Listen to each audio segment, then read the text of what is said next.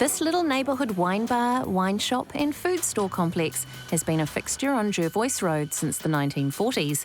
And for the Jakicevich family, this is home. Oh, what have we got down here, Mike? Hi, I'm Jack Jakicevich, the third generation Jakicevich here at Glengarry Wines. Here we are at our Jervois Road site, the store that my grandfather, Dida Joe, started back in 1945. Jack, who's this man and what's he pointing at?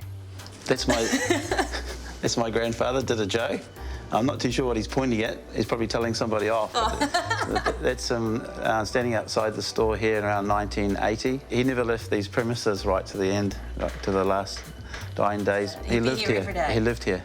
In the shop? That's right, yeah. And tell me about these sort of rural scenes up here. I'm not quite sure how they fit into the picture. Well, up here is an aerial photograph of the vineyard out on Oratia in Glengarry Road, and the original vineyard and the winery was over here. So if the vineyard's over there, what's all this?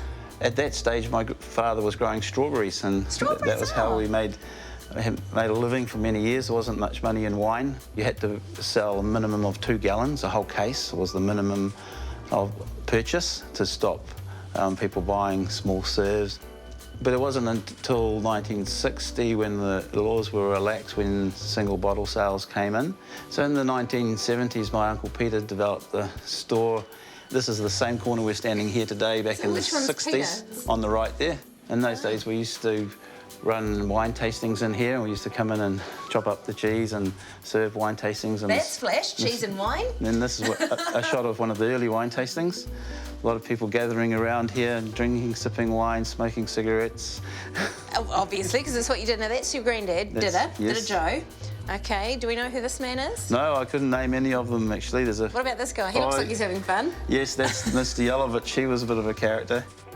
Well, that's your granddad. That's right. Dida, but who are these two beside him? I know who that is. That's the Prime Minister. Yeah, Michael Jakicevich. These were just some good friends of my grandfather's. This is taken from the shop window here back in probably the late 50s. My grandfather was still working as a stonemason, and one of his signs you can see in here, stone walls and rockeries and concrete paths. He was working on the walls all around Auckland, around the harbour bridge. When the tide was in, he would head out to Oratia, catch the bus to Newland and walk out to Glengarry Road and tend the vines out there, bring the produce back into here and you know, sell it from the little, was it a greengrocer store, became a wine store in the late 40s. Jack, who are these handsome two gentlemen up here? That's my father on the right here, Tony, and his brother, my Uncle Peter. So Tony, is that Tony short for Anthony? That's right. There's a few Anthonys in your family? That's right, yes. I'm actually an Anthony. So there was Anthony called Tony, there's Anthony called Jack, and my 5-year-old son, he's Anthony, but he's Anthony. And down below, are they customers? Or that's your granddad in the middle? Yes, there's Dida Joe, looks very happy there, big smile on his face, and my Uncle Peter and a couple of customers standing right here in this corner again, selling some of the fine product of the time. You'll see some cold duck and some Montana Pearl and some McWilliams, some cherry brandy up here. And you've got so many Jakicevich members working in the stores. How important is it to you to keep that family involvement? It's really important. As the kids have grown up, of course, they don't want to do anything else. They want to come and work for Dad or for Uncle, and so it's part of their life. They enjoy being part of our wonderful industry, and you know, they're good little retailers. They have passion for the product. They sort of share our own sort of passion, and so they just pick it up from there, and before you know it, they want to manage a store, and that's great. So there are now 17 Glengarry stores dotted in neighbourhoods around Auckland and Wellington. But the newest shop refit is here at Victoria Park in central Auckland, with dedicated areas for vintage champagne, craft beers, gifts and gift wrapping, whiskey, coffee, glassware, and this amazing hidden cellar full of fine wine treasures. This is gorgeous, Liz. This really is like an Aladdin's cave of everything that I just love. Yeah. Petrus. All the best wines down here. There's 2 here that I think we'll perhaps have a look at.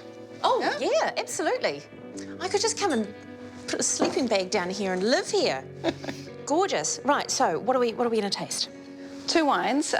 We've got an Alsace Pinot Gris, and then we've got Chateau Bourgneuf, so Little Bordeaux. Lovely. This is the Giselbrecht Pinot Gris 2012, and it's actually now our top-selling Pinot Gris. So outsells all of our New Zealand wines, and by far our top-selling wine. Really, really cool. We've been working with this family, with the Giselbrecht family, for quite a while now. Whilst, you know, they can't quite believe how much Pinot Gris they send to New Zealand, they said to me, what's this with screw caps? You seem to have a lot of them. So they went out, put a screw cap on it for us, and it's just made it even easier to sell. That's the brilliant. quality of the wine says it for itself. Oh, it smells lifted. There's beautiful kind of fresh pear, subtle spices. It smells, it smells like it's saying, drink me. Yeah, it does. Yeah.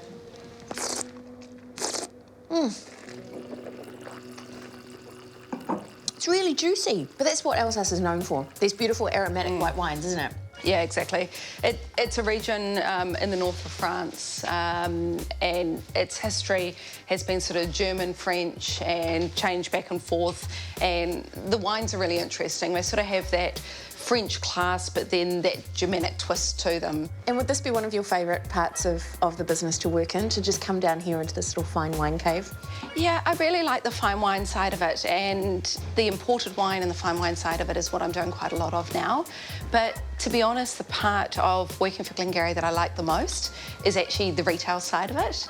And the wine is fantastic, and it's great that I'm involved in a retail business that is selling something that is my passion. But fundamentally, what I absolutely love is retail. Brilliant. Can we try Another the one? red? Yeah, sure. A little bit of Bordeaux. A little bit of Bordeaux. So this is actually from Pomerol. So Bordeaux, left bank, right bank of the river. Which river? What's it called? Pop So quiz. it's a Gironde River. Gironde River. Yeah, that runs through Bordeaux. And on the left-hand side, you get Cabernet-based wines. Right-hand side, you get Merlot-based wines. And I think whilst I really enjoy the wines of the region, one of the other things that I think is quite fun, or I guess resonates with me, is it's an area that challenges me as well. Oh, wow. That Anyway, smells amazing. yeah. I'm sorry to cut you short, but this is... No, this is a fantastic wine. So tell me what you smell in this wine. Because I'm getting loads. Yeah, lots and lots of red berries, but there's also sort of a mocha chocolate characteristic to it. Little bit of a sort of tobacco-y thing there as well. That's coming from the beautiful oak that they're using. All those things that I got on the nose, I'm actually tasting as well. And it's actually owned by the Moex family. Moex family are famous for also owning Chateau Petrus. So price differential between, say, Chateau Petrus and Bourgneuf? Well, Petrus is one of the most expensive wines in the world. And Bourgneuf, you're looking around sort of $80, $90 for it. So it was around 82 that the law changed in New Zealand to allow us to import wine. So you've been importing their wines since the early 80s? Yes. That's a long time. Yeah, it's one of our oldest relationships, and we're really, really proud of it. Thanks, Cheers. retailers. Cheers. Cheers.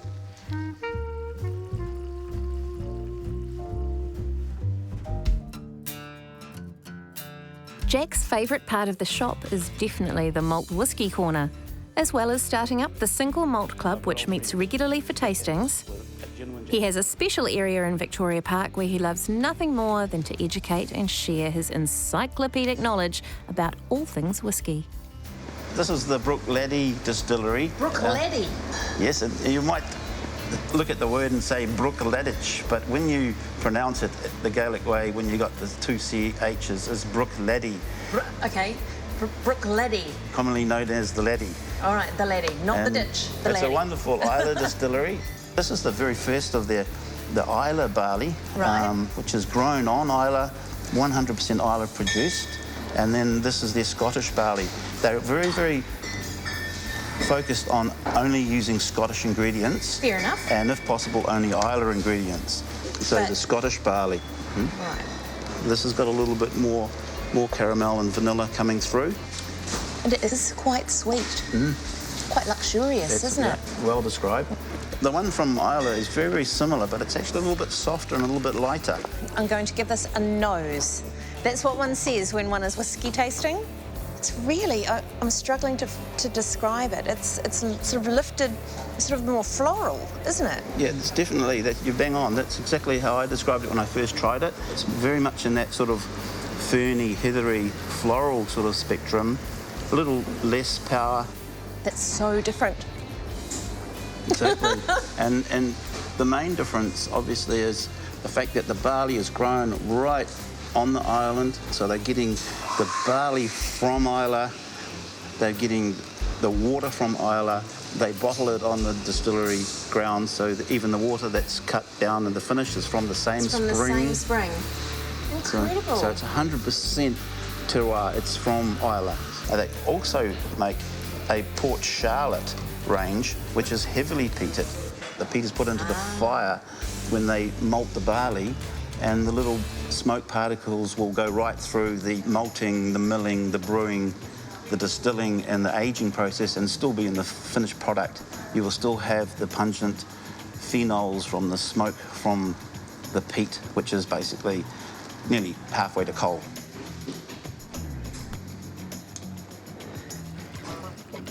Oh, that's completely different. Completely. It smells sort of meaty and smoky, kind of organic. You know, it smells like plant matter and, you know, things that are cooking or caramelising. Yeah, it's quite a rich, smoky whiskey.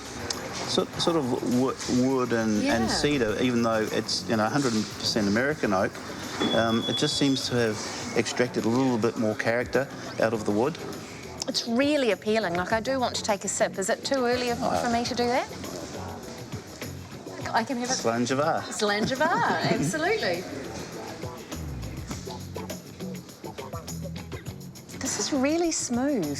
It's got a real mouth-filling, almost sort of a richness that sort of comes from the peat. You need to just have one little look at this Octomore. The Octomore comes out in batches, and there'll be Octomore. Octomore is the name of the farm in the spring up behind Brookbatty, where they grow the barley and where they get their water from. Wow. Be ready for this. It smells so different. It smells quite minerally and floral. But wait till you taste it. Wow. And there we got a richness that actually goes right to the back of the tongue. It fills your whole mouth up with complex and it's roaring away in your mouth. It's like it's roaring away in my mouth. It's like a storm. It's like a big storm. Like a storm. You get the sea spray. Wow. And it's just like that. It's fantastic. It's kind of waves of flavour just kind of crashing across my tongue. Definitely. Smoke, fruit, charred notes. And don't forget the water. You know, when you throw water into any whiskey, it changes it. Really? It will smash open the molecules and release other flavours. It'll release other aromas. Fabulous. You're amazing. The other thing distinctive about Glengarry is the artwork. If you look at back issues of their wine magazine, you'll see there's a common thread. And it's this man, Graham Gash, who's looked after their look around here since 1994. And 9 years ago, Glengarry expanded their Jervois Road site to incorporate food and a wonderful wine bar that feels, well, like you're in the Jacicevich's living room. Hi, this is my sister Angie, and together we're quite proud of what we've built here at Didders. Didders is very much where we grew up as children, and, you know, the older Croatian men would sit around with their jars of wine and cheese and sit around and talk, and Didders, to me, is that place where you can come and have tapas, wine in beautiful glasses and a great range of wines, and it's very much the tribute of actually the community coming in a place to share their stories, and that's what we grew up with, which we're really proud of. Right here where this table is actually the homestead of the Jakiciceviches, and my father's bed would probably be sitting there. The dining table, I can remember sitting here, my grandfather sitting around the dining table when we were growing up, and we'd be working in the shop and we had to bring the dollar notes in for him to sit there and count. This is my mum and her sister Mary, who married a Pavlovich and ended up in Hamilton. They're going to the races, and they always dressed up with their hats and their gloves and their bags. So a lot of the photos are about that era of the 40s, like the 30s and 40s, which was quite special. Mum made all her own dresses and knitted and crocheted. I'd rather be actually in the vineyard. My other sisters learnt that. This one here, actually, this wall to me is just about Mum and Dad probably in that era when they fell in love. This wall's important. We have all the grandparents here and the great-grandparents. So here is actually Dida Joe in Maritza with my father when he was 18 months old. Blacked out godfather who did something they didn't like, so he's blacked out in all the family photos. It's quite nice seeing people enjoy the photos on the wall. Well, the ones I love are the ones of Mum in the traditional Croatian collar dress and the collar dancing, and Dad's league photos. This one's another special one, which is my Uncle Milan, Mum's brother, who at 18 months old got polio and ended up his whole life in a wheelchair. But so he's a very favourite uncle. He always brought me a cold bottle of beer. And then he would get me to go and siphon some of Dad's special strawberry wine, put them in his little jars. I call this my social wall. And the social side of the family is never far away, with Jack and Angie's mum, two of her oldest girlfriends, Jack's wife, and a couple of representatives from the next generation of Glengarry Jaciceviches. It's time for some more stories. So what are some of your early memories of starting out in the wine business? Well, unfortunately, I couldn't put as much input into the business as I'd like to because I had 6 children in 7 years. 6 children in 7 years? And one on my back and one on either side and a couple trailing behind me. And there was no television in those days, was there? No. And of course, they learnt to work. They knew what work was from the time they could walk. They wanted to help. They always wanted to help. And I often tell the story about this one that was told not to pick the strawberries till they're ripe. So he's down on his hands and knees and he's eating the strawberries. Because he wasn't picking them with his hands. So there you go, that's creative. Michael heads up the flagship store here at Jakicevich Road. And Tonchi.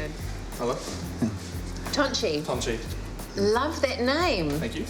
I've never heard that before. It's gorgeous. I've got name envy. It's a traditional Croatian name, so... Love it. I spent a lot of time in Glengarry's in the Jakicevich Road, Victoria Park, and anywhere else Jack wanted to send me. It's good. Very versatile. You need to be in this game. Good stopgap. So what's the future? Hopefully Glengarry will go forever and a day. And I'll get flowers on my grave 100 years from now. I suspect it'll be more than flowers. I think they'll be smashing bottles of Pol Roger on your grave. But essentially, you know, we just need to just keep on looking after our customers and doing what we are doing. Here's to an awesome future. Yes, Yeah. from strawberries to grapes. Awesome to beginnings wine. and an awesome future. Yes. Cheers. Cheers. Cheers.